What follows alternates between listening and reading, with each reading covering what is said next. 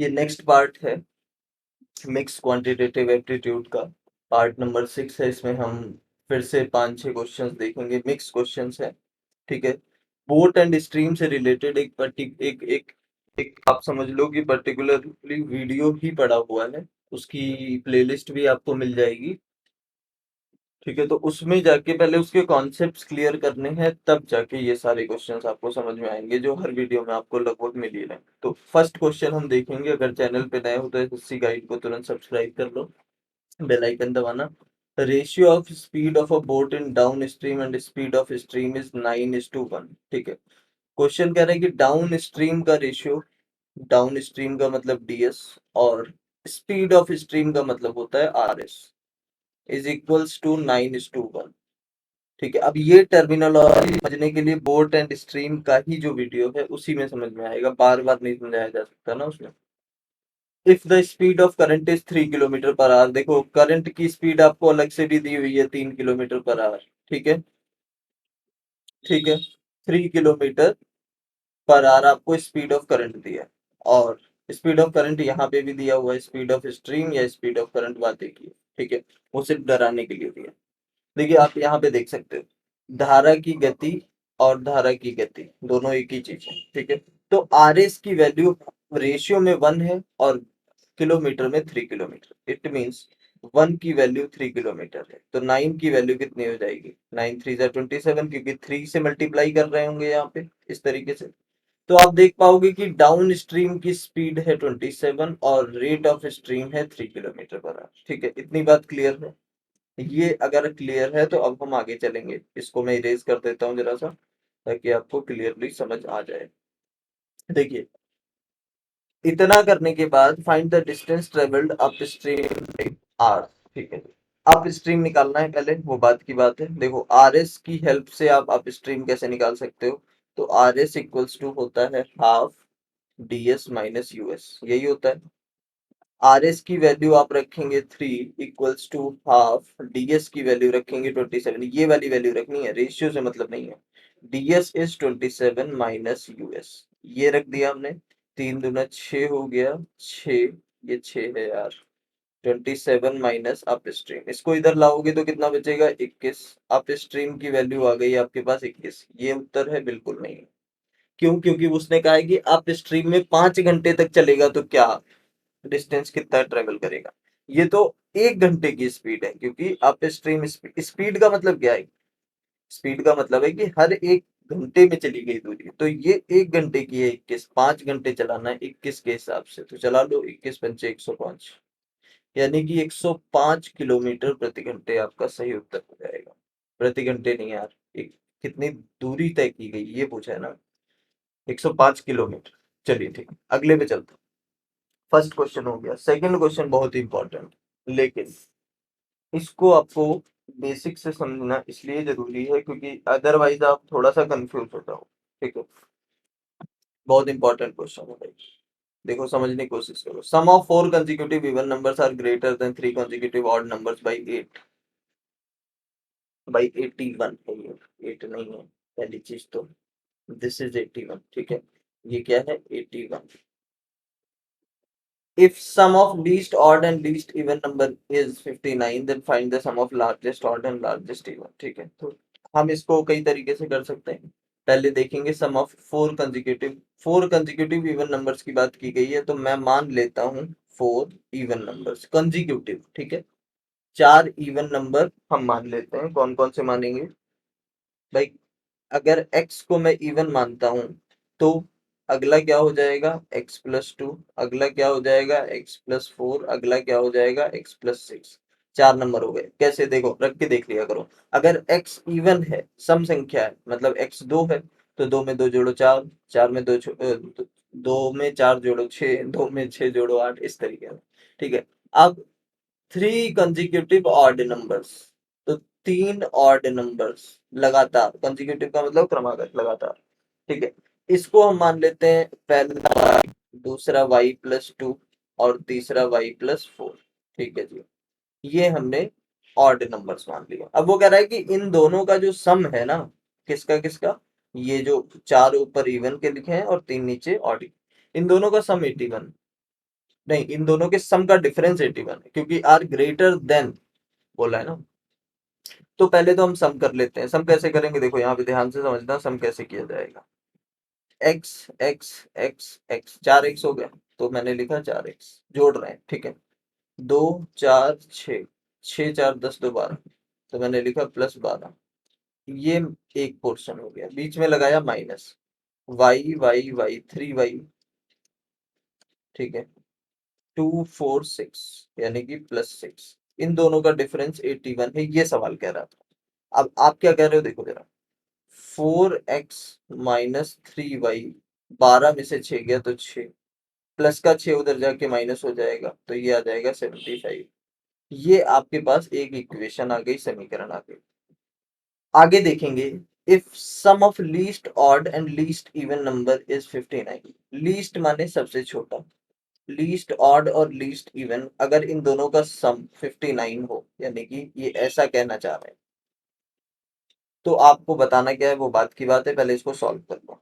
Solve कैसे करोगे, देखो, ये माइनस ये माइनस ये माइनस, अच्छा पहले सेम तो करोगे ना, ये 10th क्लास में पढ़ा होगा आपने।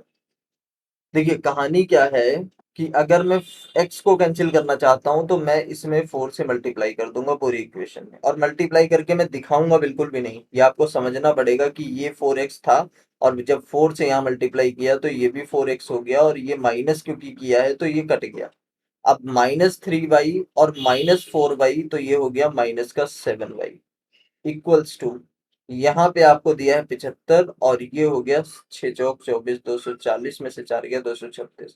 चलो इसको लिख लेते हैं, -236, इतना पोर्शन आया, ठीक।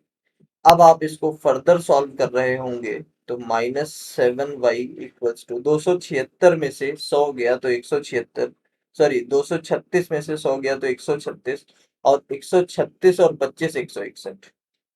क्या कह रहे हो, समझ आया, कुछ नहीं आया? 161 आएगा, ठीक है। माइनस का आएगा लेकिन, क्योंकि माइनस का बड़ा है। अब आप माइनस से माइनस उड़ा सकते हो, तो y का मान जो आएगा यहाँ पे कितना आएगा भाई, 7 दूनी 14, बचा 2 हुआ 21, 7 तिया 21, तो y का मान 21 आ गया। आपसे क्या पूछा है, वो बात की बात है।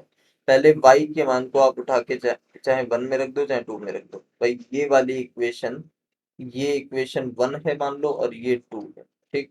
तो हम 2 में रख देते हैं, 2 में आसान है रखना। देखिए, x प्लस वाई बराबर 59 है, और x प्लस वाई की जगह 23 रख दो, तो ये यहाँ से आपको x की वैल्यू मिल जाएगी, कितनी मिलेगी, 9 में से 3 गया 6, 5 में से 2 गया 3, x की वैल्यू 23 आ गई, सॉरी x की वैल्यू 36 आ गई, y की वैल्यू 23 आ गई। अब देखो जरा क्या कह रहे हैं, कि लार्जेस्ट ऑड और largest even number, largest even क्या है x+6, लार्जेस्ट ऑड क्या है y+4, इन दोनों को सॉल्व करना है आपको, इन दोनों को जोड़ के बताना है बेसिकली, ठीक है। तो x+6 यानी 36 दिया हुआ है, 36 में 6 और जोड़ो तो आया 42, प्लस y+4, y 23 है, 23 में 4 और जोड़िए, 23 4 27, इन दोनों को जोड़ दो, 7 2 9, 4 2 6, आपका उत्तर 69, 69, ऑप्शन नंबर सी। इतना जबरदस्त सवाल था, ठीक है। तो ये था अच्छा क्वेश्चन, मेंस लेवल का सवाल। अब हम चलेंगे नेक्स्ट सवाल पे, लेकिन अगर पसंद आ रहा है तो एक बार do like the video, channel पे नए हो तो सब्सक्राइब करो यार, है ना। बेल आइकन दबाओ। पीडीएफ के लिए आप डिस्क्रिप्शन बॉक्स चेक करें, तो वहां से आपको पीडीएफ जरूर मिलेगी, तुरंत मिलेगी, जाके ले लो, ठीक है।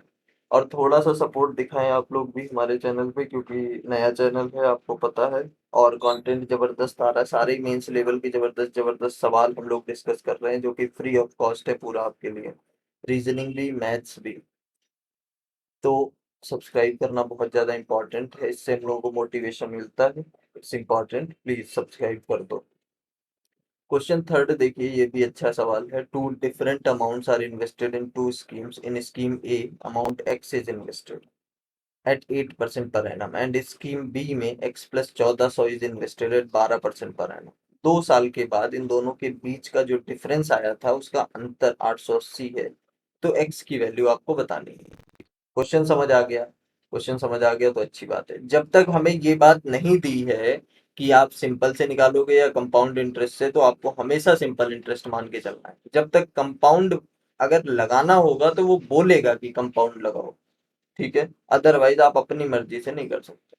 तो भाई साहब पहले पोर्शन में x रुपए इन्वेस्ट किए 8% के हिसाब से, जो डिफरेंस निकाला जा रहा है ना वो हर दोनों स्कीम में 2 साल का निकाला जा रहा है, यानी कि टाइम दोनों के लिए 2 ही साल है। तो अगर मैं इसका इंटरेस्ट निकालूं पहली स्कीम का, स्कीम ए का इंटरेस्ट, यानी कि SI फॉर ए ऐसे करके लिख लेते हैं, ठीक है। तो x इन्वेस्ट किया 8% के हिसाब से 2 साल में भाई साहब 16% इन्वेस्ट कर दिया होगा। ये आपका SI आ गया ए स्कीम के लिए। अब SI निकालो, टू नहीं, बी स्कीम के लिए, ठीक है। SI फॉर बी स्कीम, कितना पैसा इन्वेस्ट किया, x प्लस 1400, कितने साल के लिए, 2 साल के लिए। रेट क्या है भाई, 12% है, 12 दूनी 24%। अब देखिए समझो जरा, ये जो SI ऑफ ए और SI ऑफ बी है ना, इन दोनों का डिफरेंस ही तो 880 आपको दिया है। बात समझ आ रही है कि नहीं। और आप कहोगे कि बड़ा कौन सा होगा, तो बड़ा भाई इस, ये x है और ये x प्लस 1400 है, तो ये बड़ा होगा, ऑब्वियस है। तो आपको डिफरेंस निकालना है। देखो समझने की कोशिश करो मैं क्या समझा रहा हूँ। ये पहले दूसरा प्रिंसिपल है, इसमें से हम पहले प्रिंसिपल के इंटरेस्ट को यानी कि x इंटू 16/100 को जब घटाएंगे तो हमारे पास 880 आ जाएगा। ये समझाना चाह रहा हूँ। 100 एलसीएम लेके उधर फेंक देंगे और 24 से यहाँ गुणा कर देंगे। 24x प्लस 00, 24×96 का 86 लगा 9, 24×1 24 और 9 33, तो ये आ गया 33,600 माइनस 16x बराबर, ये आपका 880 तो था ही, और 100 जब आपने एलसीएम लिया और एलसीएम लेके उधर भेजा तो ये हो गया 88,000।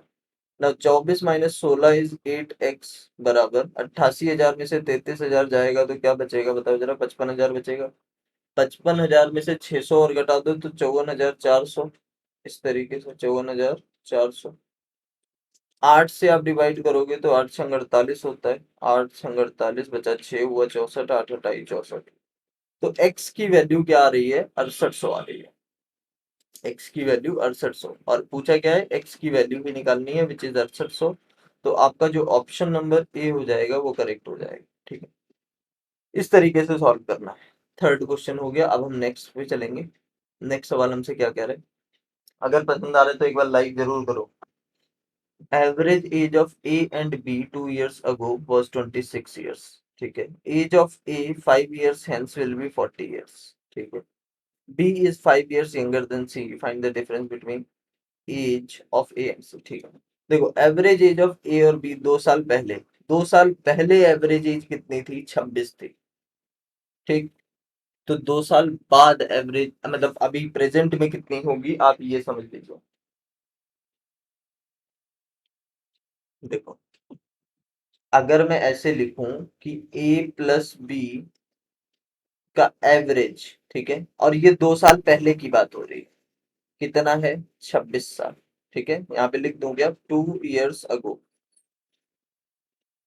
देखिए 2 साल पहले की बात हो रही है, इसका मतलब कि अगर मैं प्रेजेंट में लाऊंगा इसको तो 2 साल से ए भी बढ़ेगा और 2 साल से बी भी बढ़ेगा, ये बात तो मानते हो, यानी कि टोटल 4 साल बढ़ेगा, ठीक है। तो अगर मैं इसको ऐसे लिखूं ए प्लस बी अपॉन 4 नहीं sorry, A plus B upon 2 equals to 30, तो यहां तक कोई दिक्कत है, ये प्रेजेंट का आ गया, ठीक है।